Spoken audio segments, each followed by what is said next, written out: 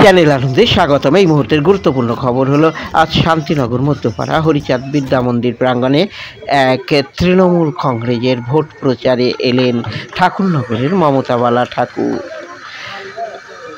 হরিচাঁদ বিদ্যা মন্দিরে এসে প্রথমেই শ্রী শ্রী হরিচাঁদ ঠাকুরের মূর্তিতে শ্রদ্ধা জ্ঞাপন করেন মমতা বালা ঠাকুর। পার্থ ভৌমিকের ভোট প্রচারে অংশ নেন বিশিষ্ট নেতৃবৃন্দ। তাদের গামছা দিয়ে বরণ করা হয় মূল মঞ্চ থেকে।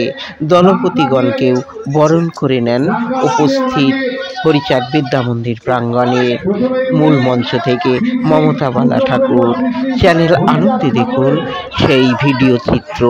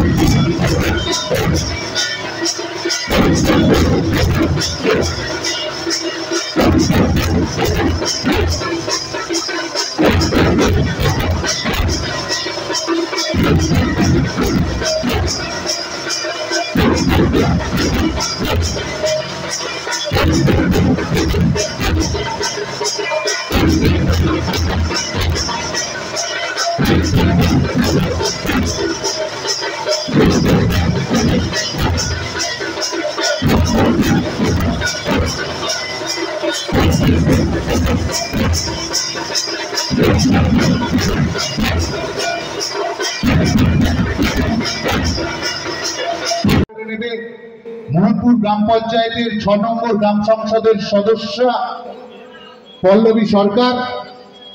সবাই এবার জোরে করতালি।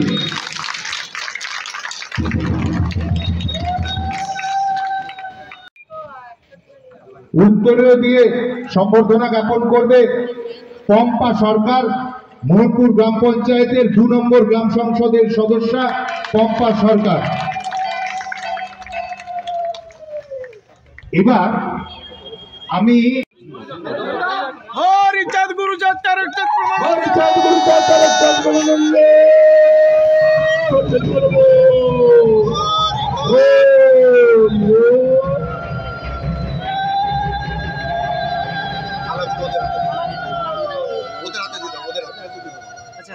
সব সদস্য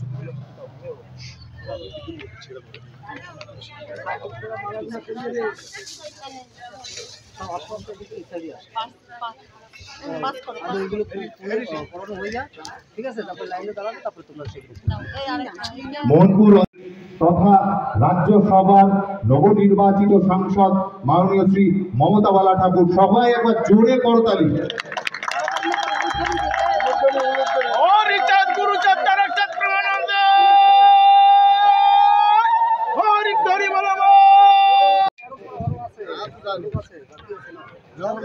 দলপতিরা রয়েছে তো আরো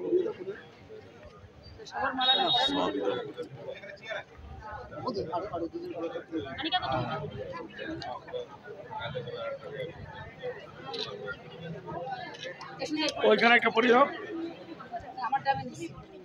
না না না ঠিক আছে ঠিক আছে, আমারটা খুলে রাখছি। হ্যাঁ খুলে গেছে।